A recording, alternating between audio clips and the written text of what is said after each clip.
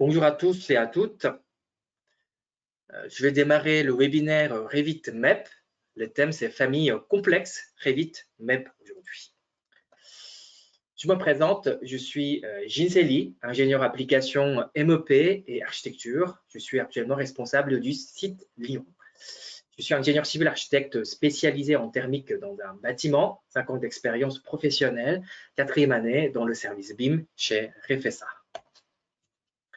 Nous avons toute une palette webinaire d'été sont en cours. Il y a des différents webinaires qui ont été passés que vous allez pouvoir revoir, revisualiser via notre site d'internet Refesa. Aujourd'hui, on parle famille complexe CVC et aussi des différents webinaires sont prévus tous les jours jusqu'au début du mois d'août. Donc, le déroulement de webinaire des familles complexes en Revit MEP.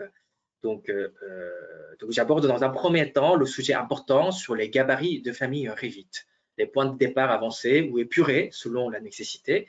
Ensuite, la création de la géométrie avec l'explication sur l'importance des contraintes des paramètres géométriques et les illustrations sur les imbrications des familles 3D et 2D avec les sous-catégories. Ensuite, le contrôle de la visibilité, l'explication sur les connecteurs MEP et pour finir, l'injection des valeurs des tableaux dans les objets composants famille. Notre société Refesa, en bref, cette entité a été fondée en 1988 en tant que bureau d'études mécaniques. En 2008, nous avons commencé à mettre en place les équipements et réseaux infrastructures pour la réalisation des projets en BIM. Aujourd'hui, nous sommes leaders en tant que centre de formation agréé en France. Nous sommes répartis sur Paris, Lyon, Grenoble pour les formations présentielles et aussi les formations à distance. Nous sommes là à vos côtés pour AMO de la réalisation des projets en BIM et aussi pour vous assurer toujours les équipements, plateformes d'échange et virtualisation en BIM. Je vais commencer à parler justement des familles chargeables MEP, la création de composants personnalisés et intelligents en introduction. Donc, dans le cadre de la mission de la création des composants famille, nous devons nous assumer la conformité et l'intelligence des éléments personnalisés. En effet, l'objet projet Revit, donc le modèle Revit, est un ensemble des composants indépendants les uns des autres. Pour les maquettes Revit MEP, nous assemblons les différents éléments indépendants appropriés qui répondent aux besoins pour le projet BIM en MEP, CVC, électricité et plomberie, afin de générer l'ensemble d'objets, le modèle Revit par conséquent. Il est donc très important de bien générer les objets familles sur Revit qui doivent être homogènes dans le sens où les communications et collaborations deviennent cohérentes à travers le respect des conventions, chartes et protocoles définis pour le projet.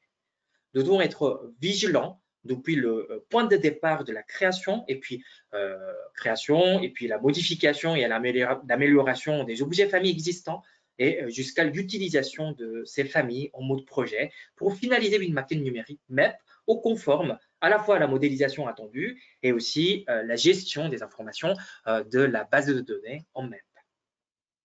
Nous savons tous qu'une des forces de Revit est son orientation en objet, et notamment la richesse des fonctionnalités intégrables dans une famille chargeable pour la création d'un composant personnalisé et intelligent. C'est sur ce point que je vais me focaliser durant ce webinaire. Gabarit de famille. Donc, nous allons voir dans ce chapitre les points de départ avancés via les gabarits, les différents gabarits de famille Revit. Gabarit de famille Autodesk Revit. Donc, le choix du point de départ de la création d'un objet famille est important sur Revit, non seulement pour l'environnement, c'est-à-dire les plans de référence, les paramètres géométriques sont définis pour avoir plus de facilité de la création, mais aussi pour certaines valeurs déjà affectées au gabarit non modifiables, non personnalisables, sont déterminées dans les différents gabarits de famille Revit Autodesk. Vous pouvez voir sur l'écran les formats d'extension sur Revit. Donc, le projet Revit.rvt composé et assemblé par des différentes familles .rfa qui sont créées, qui sont générées à partir des gabarits de famille Revit Autodesk. L'extension, c'est .rft, gabarit de famille Revit Autodesk. Donc, nous allons regarder dans un premier temps ces différents points de départ proposés par Revit Autodesk. Donc, je sollicite la commande nouveau de la partie famille sur Revit. Ensuite, vous voyez la liste des différents gabarits de famille Revit Autodesk.rft proposés. Vous pouvez constater plusieurs gabarits de famille Autodesk Revit, dont modèle générique métrique tout court, et puis modèle générique entre parenthèses mur, sol, plafond, face, ligne, etc. Et également, vous pouvez voir les différents gabarits listés en fonction des catégories Revit. Voilà, ce sont les différents points de départ de la création des familles ciblées pour que les utilisateurs Revit aient un pas avancé important. En ce qui concerne l'information dans les entre parenthèses mur, sol, face, etc., il s'agit d'une valeur du paramètre haute non personnalisable. Une fois le gabarit avec cette valeur de paramètre choisie, cet objet s'appuie sur la présence physique de l'élément de la valeur. Par exemple, si vous avez une famille plate chauffante avec la valeur mur pour le paramètre haute, lorsque vous l'intégrez dans le projet, je sollicite gabarit de génie climatique.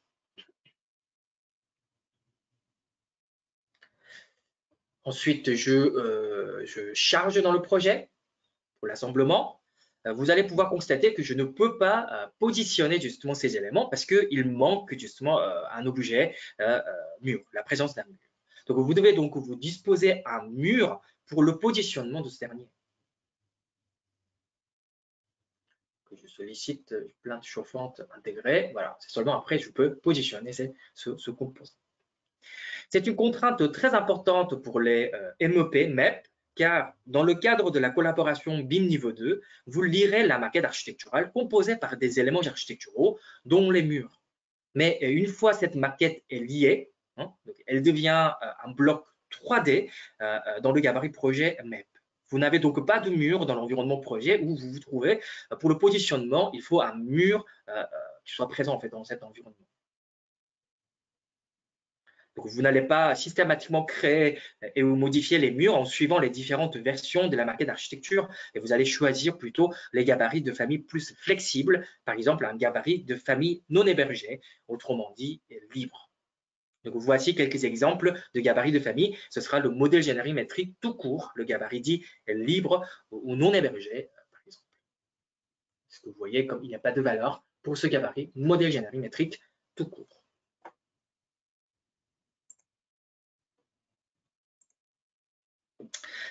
En ce qui concerne les gabarits de famille Revit utilisateur, alors est-ce que nous ne pouvons pas créer nos propres gabarits de famille Revit afin que nous puissions définir les points de départ plus importants par rapport aux gabarits de famille Revit Autodesk proposés?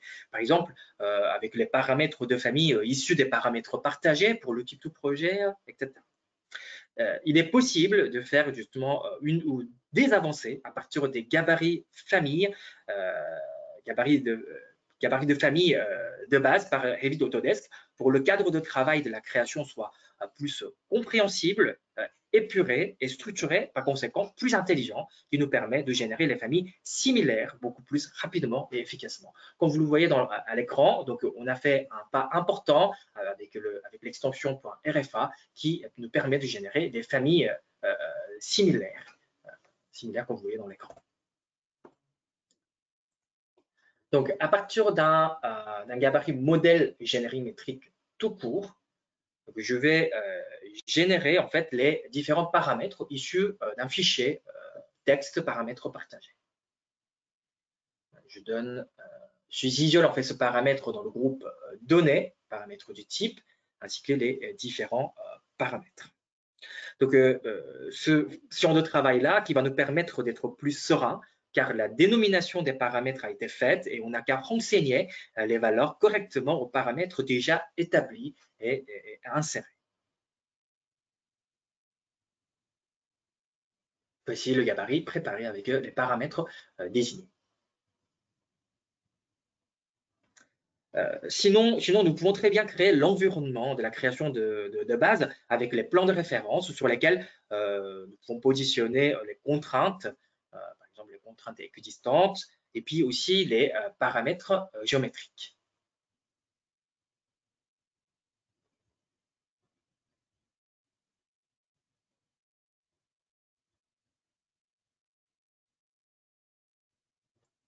J'ai fait sa longueur, j'ai fait sa largeur par exemple.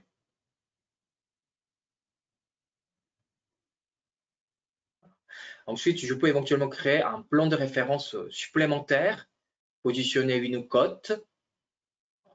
Ensuite, je positionne correctement par rapport à l'environnement voulu. Voilà, je cadenasse. Comme ça, je rajoute une contrainte géométrique supplémentaire. Ensuite, nous pouvons enregistrer sous avec la dénomination explicite et compréhensible du fichier pour la sollicitation de l'équipe pour la réalisation du projet. Nous devenons largement plus performants et efficaces par le point de départ et avancé et structuré.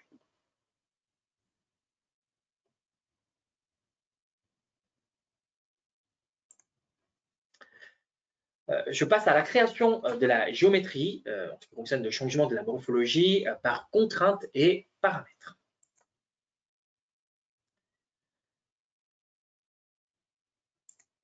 Les objets de volume et de dessin sont attachés aux éléments de référence. Donc, comme vous voyez ici, il y a des différents éléments de référence, les plans de référence, les lignes de référence. Cet environnement qui est constitué par des éléments de référence dans une famille détermine par conséquent la morphologie de volume et de dessin. Car en fait, les contraintes et les paramètres sont créés sur ces éléments de référence. L'encombrement et puis le positionnement des objets 3D ou 2D se transforment en fonction des valeurs des paramètres géométriques créés ou existants. Vous voyez en fait certains exemples lors de changement de l'affectation des nouvelles valeurs, l'emplacement et le positionnement des différents objets se déplacent. Pour que toute cette valeur modifiée soit effective correctement, bien sûr, les contraintes géométriques doivent être positionnées convenablement. Donc, par exemple, ici, dans cet exemple, vous voyez en fait, le positionnement des connecteurs. Je change une valeur, par exemple, parmi les différents paramètres créés pour cet objet, vous verrez que l'emplacement du connecteur change.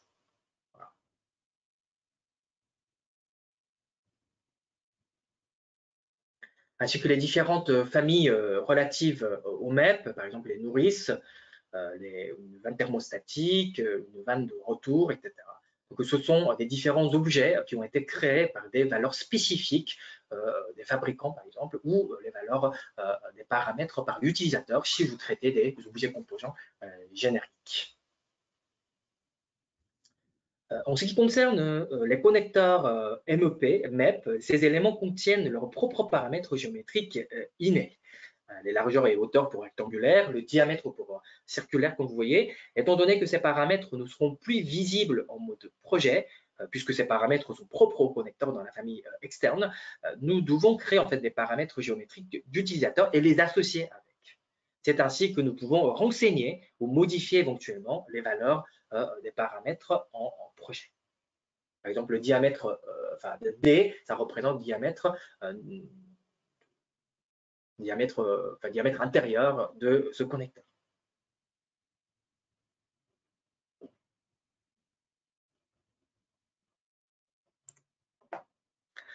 Donc, il y a 5 commandes dans la famille mises à notre disposition pour la création des différentes formes, comme vous le voyez ici dans l'écran. Donc, ces commandes sont assez faciles à gérer. Bien sûr qu'il va falloir une pratique, mais à nos yeux, ce n'est pas la partie la plus compliquée pour la famille. Donc, il y a des commandes extrusion, raccordement, révolution, extrusion par chemin et raccordement par chemin. Et puis aussi les 5 commandes identiques pour créer les formes vides pour soustraction, pour vider en fait des matériaux solides. Par exemple, moi je sollicite un gabarit de famille modèle générique métrique tout court. Je vais vous donner un exemple de la création d'un volume extrusion par chemin. Ensuite, je définis la trajectoire, c'est-à-dire le chemin, le profil que je vais tracer, je vais gérer en fait prochainement. Par exemple, un élément, voilà, le parcours circulaire, etc. Voilà.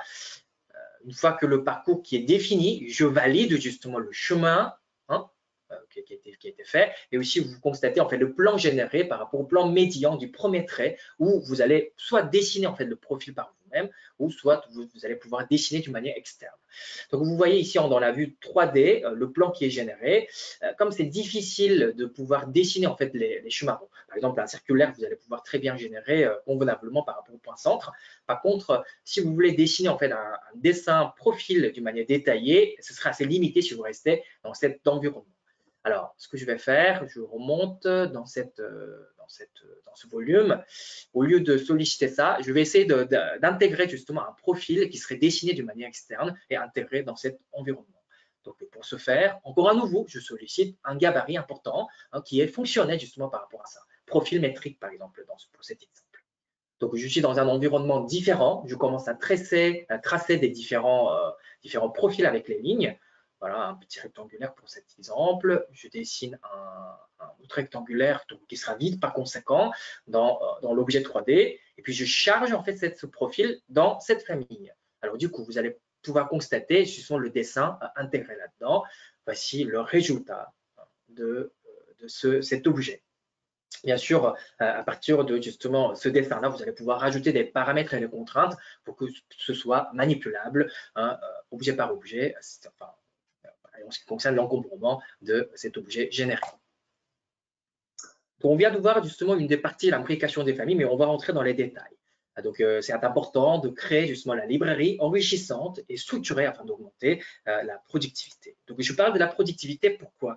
Parce qu'une fois qu'un composant famille qui est créé, vous pouvez récupérer, donc exploiter cet élément pour plusieurs familles. Donc, vous pouvez voir dans la vidéo avec l'exemple plus concret d'une pâte thermostatique, par exemple.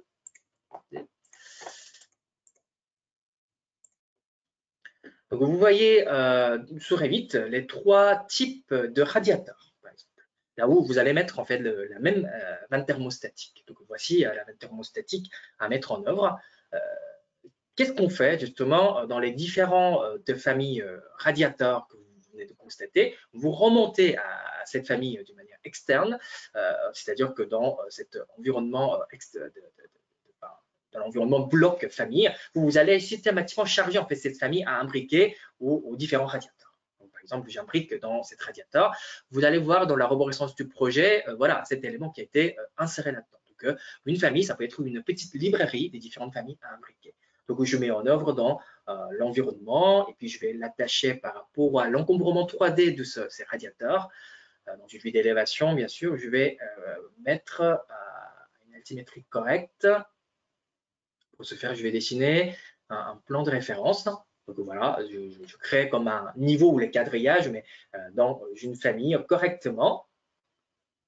Et après, je vais pouvoir aligner justement cet élément par rapport à cet environnement pour que ce soit positionné correctement. Donc la même vanne thermostatique, donc une fois créée, je vais pouvoir l'intégrer dans une autre famille radiateur. Au lieu de créer un élément inédit, vous gagnez quand même voilà.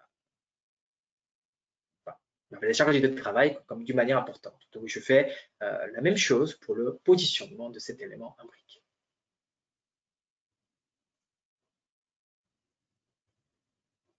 Voilà.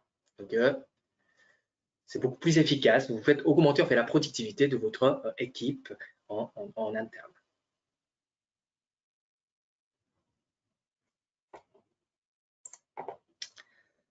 En ce qui concerne l'imbrication des familles 2D avec les sous-catégories, sachez que les sous-catégories, comme les calques sur AutoCAD. Donc la récupération des symboles 2D pour plusieurs familles 3D est un point aussi important.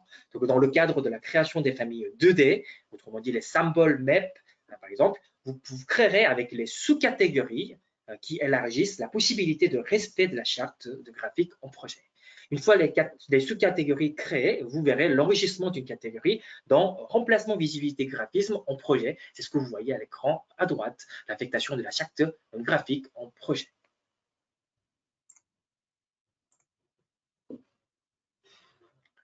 Donc, par exemple, je vais positionner un élément MEP. Voilà, voici en fait les différentes prises, les blocs prises, et ainsi que les différents symboles. Donc, vous pouvez voir en fait dans la boîte de dialogue remplacement, visibilité, graphisme, vous voyez en fait des différentes sous-catégories de la catégorie installation électrique. Pourquoi ça a été créé avec ces sous-catégories dans cette famille installation électrique. Donc, je force les couleurs rouge et bleu pour les différentes prises pour respect de la charte définie probablement pour le projet. On peut aller un peu plus loin. Donc, je remonte dans la famille. Donc, je vais quand même vérifier, voilà, par rapport à ce que je vous ai dit. Vous voyez que une des lignes pour le dessin RG45 a été définie avec le symbole prise RG45, PC avec PC. Voilà. Contrôle de la visibilité. Donc, le fait de pouvoir associer les différents paramètres nous permet de contrôler en fait la visibilité, l'affichage des différents objets dans la famille.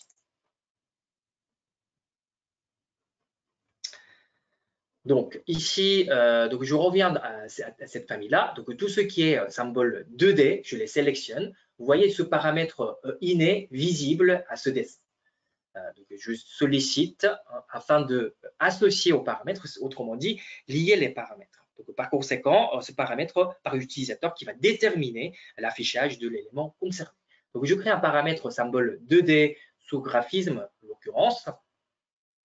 Et pour les éléments 3D, hein, je fais j'exécute la même procédure. Je crée un paramètre sous graphisme, affichage 3D, toujours en occurrence.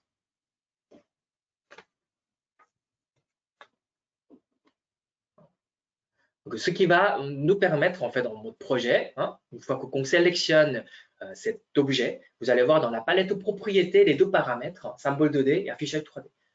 Vous allez pouvoir cocher, décocher afin de contrôler en fait la visibilité, l'affichage des éléments.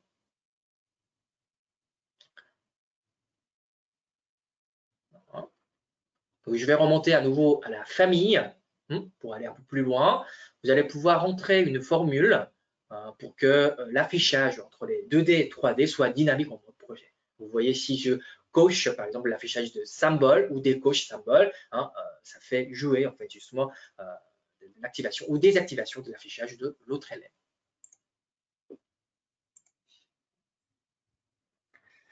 Vous allez voir qu'ici qu'un paramètre qui a été créé pour le nombre de réseaux. Donc le fait de pouvoir rendre le nombre de réseaux en tant qu'un paramètre du type nombre nous permettent de contrôler l'affichage du bon nombre de départs, comme vous voyez en famille dans un premier temps. Ensuite, je peux l'intégrer en fait par exemple dans le projet galerie génie climatique. Je charge dans le projet, je vais positionner deux occurrences dans cet environnement projet.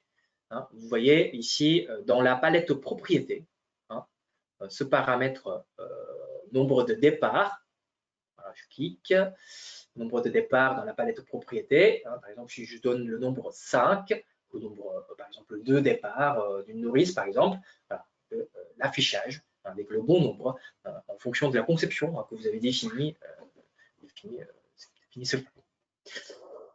Voilà. Ensuite, on ne peut pas ne pas parler des connecteurs pour la partie MEB parce que ce sont les clés de la connexion des différents éléments MEB afin de créer les systèmes et les réseaux de la maquette MEP.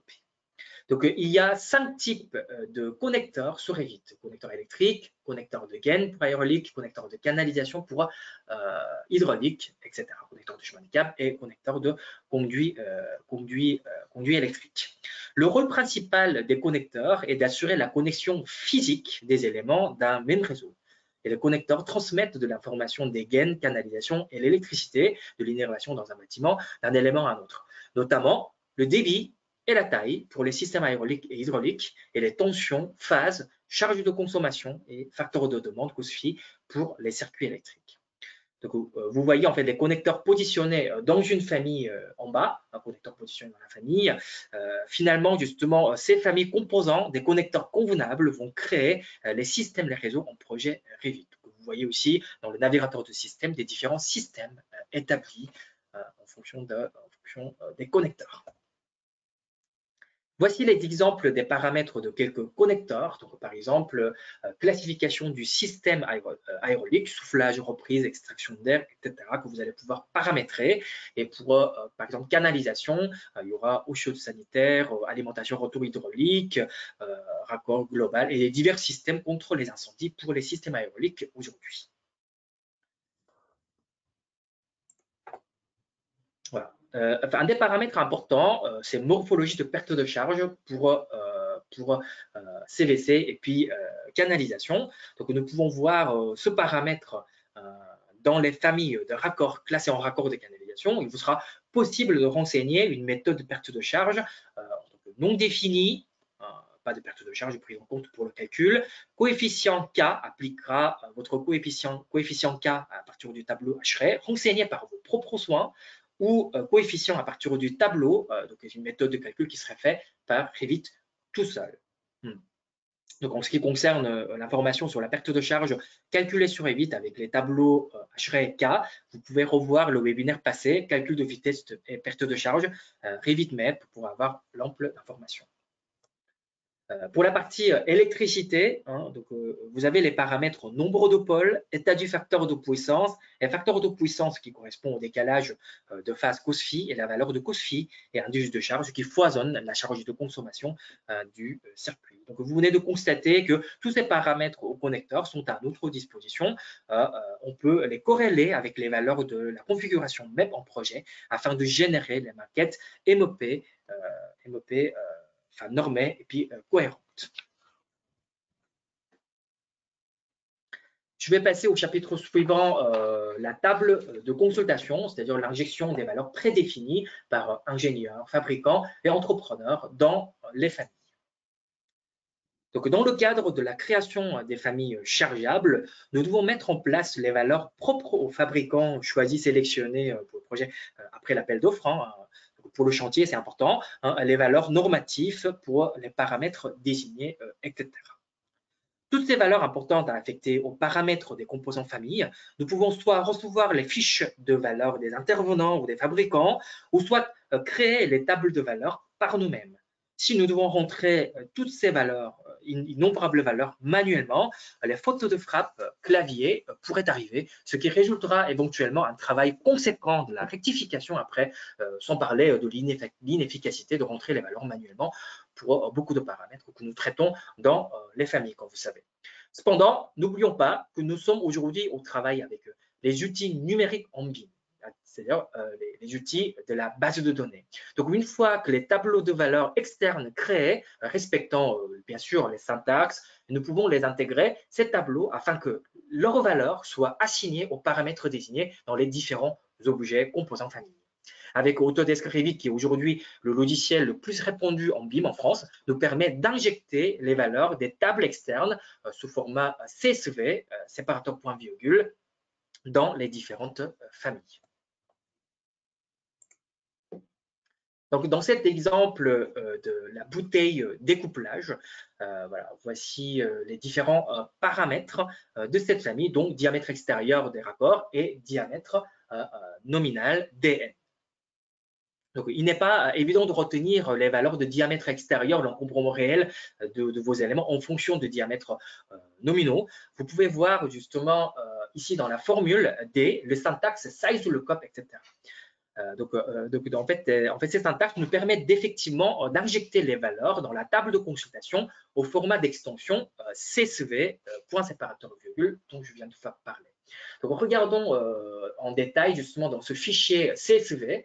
Donc, vous voyez les paramètres DN et DE, ainsi que les différentes valeurs en fonction des différentes colonnes avec les différentes lignes, des différentes valeurs proposées. Donc, DE qui sera en fonction de DN égale au diamètre extérieur D de la famille concernée. Par exemple, si je change la valeur au diamètre nominal 40, vous voyez que le diamètre extérieur change. Et puis, par exemple, 32, ça fait 42,4. Voilà, donc on a bien récupéré les valeurs de table de consultation qu'on vient de voir. Donc, en fait, vous venez de voir en ce webinaire, grosso modo, que Revit met à disposition toute une panoplie de fonctions permettant de créer des composants intelligents pour son projet, que ce soit dans leur représentation graphique, leur comportement ou les apports dans les calculs de dimensionnement, la création d'une famille Revit MEP dépasse très largement la simple réalisation d'un bloc dans AutoCAD, comme vous pouvez le constater. Enfin, malgré tout, toute la création d'une famille complexe, ce n'est pas tout à fait repos, mais si les étapes sont bien comprises et que vos esprits est avant tout logique, l'opération se réalise sans surprise. Voilà, donc par rapport justement à toutes ces explications ce webinaire, vous pouvez rentrer dans les détails bien sûr avec nous en formation présentielle ou à distance. Donc nous avons par discipline 10 parcours complets de formation certifiante. Et aussi, nous avons un kit de formation complet pour chaque module. Autrement dit, les livrets de cours et des livrets d'exercices de nombre de pages, et puis stations de travail virtuelles qui sont mises à disposition, etc. Donc, n'oublions pas, la présence des formations à distance et aujourd'hui est possible suite à l'événement Covid-19. Et aussi des financements assurés, CPF, Pôle emploi, Action collective, FNE, etc. Donc, pour ample information, n'hésitez pas à solliciter notre service commercial. Donc, pour tout ce qui est formation, une équipe de 12 personnes à votre service. Donc, demain, le webinaire REFESA d'été continue. Donc, demain, vous allez avoir le webinaire Tout savoir sur la liaison bidirectionnelle Revit et Advanced Style, ainsi que les différents webinaires que vous voyez dans ce tableau. Donc, maintenant, n'hésitez pas à poser vos questions par rapport à ce que je vous ai dit. N'hésitez pas à mettre justement les questions dans le chat, afin que je puisse rentrer dans les détails s'il faut en fonction de vos questions. Je vous laisse la parole. Donc, je vois une question de Julie. Quelle est la différence entre paramètres de projet et paramètres partagés? Donc, tout au long de ce webinaire, je vous ai présenté avec les différents bulles indépendantes les unes sur les autres. C'est-à-dire qu'une fois que vous créez un paramètre de la famille ou paramètre de projet, ces paramètres sont propres à cet environnement. Mais vous avez compris que le modèle Revit est un ensemble des différents composants indépendants. Pour que les différents composants indépendants aient les paramètres communs, autrement dit les paramètres partagés sur Revit, il va falloir que vous créiez en fait un fichier externe text.txt pour qu'un paramètre créé pour le projet soit partagé dans les différents éléments indépendants. Une bonne question, merci pour cette question. Voici une autre question de Laurent. Dans les familles imbriquées, pour intégrer le symbole 2D, est-ce qu'on peut utiliser du dessin d'un autre logiciel, d'AutoCAD par exemple? Donc, tout ce que vous avez dessiné, les symboles à travers les légendes sur AutoCAD ne sont pas du tout perdus, puisque Revit, qui est compatible avec les différents logiciels CAO, dont AutoCAD, bien sûr. Vous allez pouvoir à n'importe quel moment intégrer dans l'environnement Revit, vous allez pouvoir y tracer. Mais n'oubliez pas, vous pouvez avoir les dessins, vous allez pouvoir les exploiter dans le projet avec les dessins que vous voyez dans une famille symbole. Mais pour aller plus loin, comme je viens de vous montrer, il vaut mieux de créer en fait des sous-catégories sur le dessin injecté afin que vous ayez une panoplie plus importante pour l'affectation des différentes valeurs en projet. Est-ce que vous avez d'autres questions? Voilà, Stéphane demande.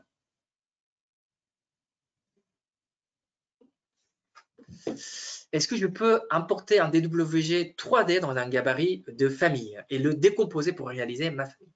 Donc, la récupération CAO objets qui ont déjà créé, pas non seulement DWG, aussi ça peut être différents formats.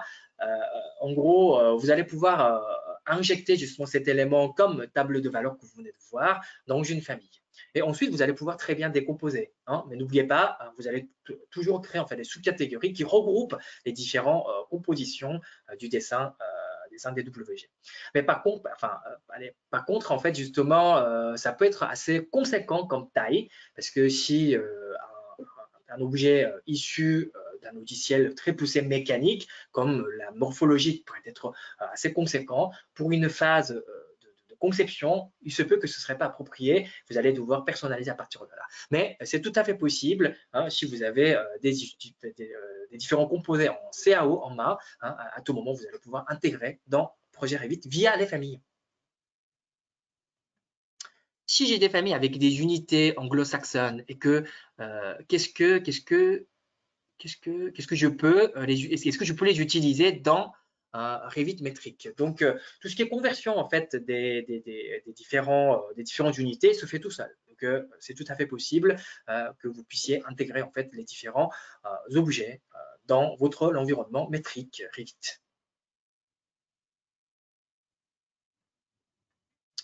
Quelle est la différence entre plan de référence et ligne de référence? Donc, voilà, plan de référence, on utilise concrètement en tant que ligne de référence. C'est ça qui crée en fait l'environnement de votre famille, comme en projet, les niveaux et les quadrillages. Donc, vous avez besoin de les niveaux et les quadrillages afin d'y construire en définissant en tant que le plan de construction avant de positionner un objet. Donc, les plans de référence dans la famille, ça sert à ça. Donc, vous créez l'environnement, après vous définissez en tant que plan de construction pour y dessiner. Les lignes de référence, dans le cadre de dessin de symboles, vous allez pouvoir utiliser. Et les lignes de référence, on utilise afin de définir voilà, un plan qui est plus important dans le cadre de l'intersection, afin que cet objet détecte une autre face, etc. Mais aujourd'hui, l'utilité principale de ligne de référence, c'est le pivotage d'un élément 3D. Donc, en créant la corrélation entre la ligne de référence et puis un plan, hein, et après, ensuite, vous allez pouvoir rajouter un plan, enfin, un paramètre d'angle pour pouvoir faire pivoter si ce sont des éléments horizontalement et verticalement. Bonjour, merci de votre voilà. Quelle est la différence entre plan de référence et ligne de référence? Ça, je vous ai déjà expliqué, donc ça c'est la question qui était déjà posée. Est-ce que vous avez d'autres questions?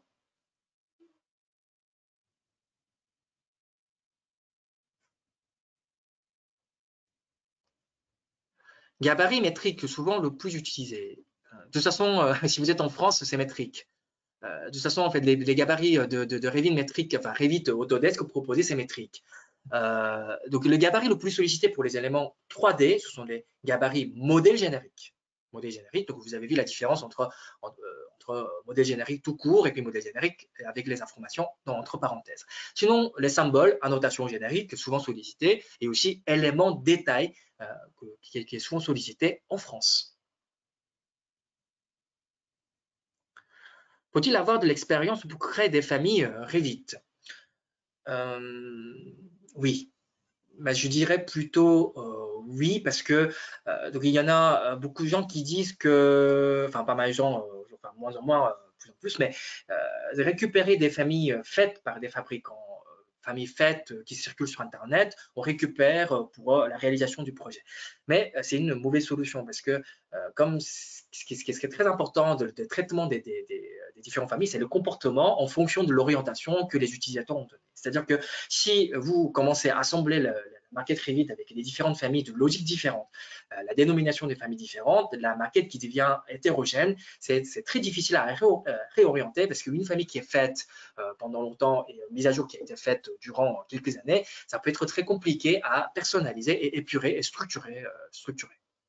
Donc, on a besoin de l'expérience de comprendre. Justement, nous avons justement les formations afin de vous expliquer justement afin de vous transmettre les bonnes méthodes de la création des familles d'A à Z.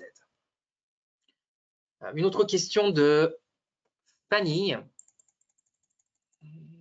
Si on peut intégrer des éléments 3D d'un autre logiciel dans la famille, peut-on placer facilement des connecteurs? Les connecteurs, c'est intégré dans Revit, c'est très facile. Donc, de toute façon, vous verrez dans l'onglet Créer dans la famille, il y a les différents types que je vous ai présentés, sont mis à notre disposition. Et vous positionnez sur les faces d'un objet issu de quelconque, hein, et ensuite vous paramétrez afin que cet objet soit des familles sur Revit.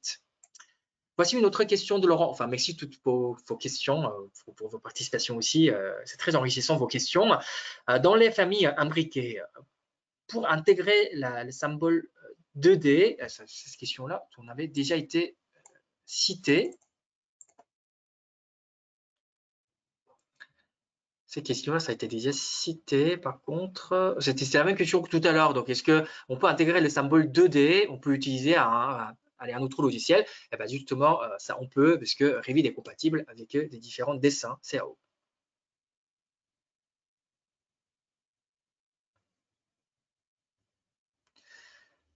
Lier les connecteurs, donc vous allez un peu plus loin là. Dans le cas des raccords, il faut lier les connecteurs pour que les informations en ce qui concerne les tailles et puis les flux se passent d'un réseau à un autre, d'un composant à un autre dans le projet.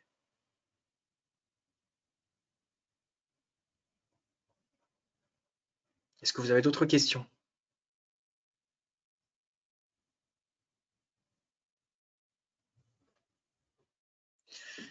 Alors, je pense qu'il n'y a plus de questions. Hein. Merci pour votre participation enthousiaste et à très bientôt. Hein. Je vous redis merci de votre attention pour mon webinaire d'aujourd'hui. Au revoir à tous et bonne journée et bon week-end.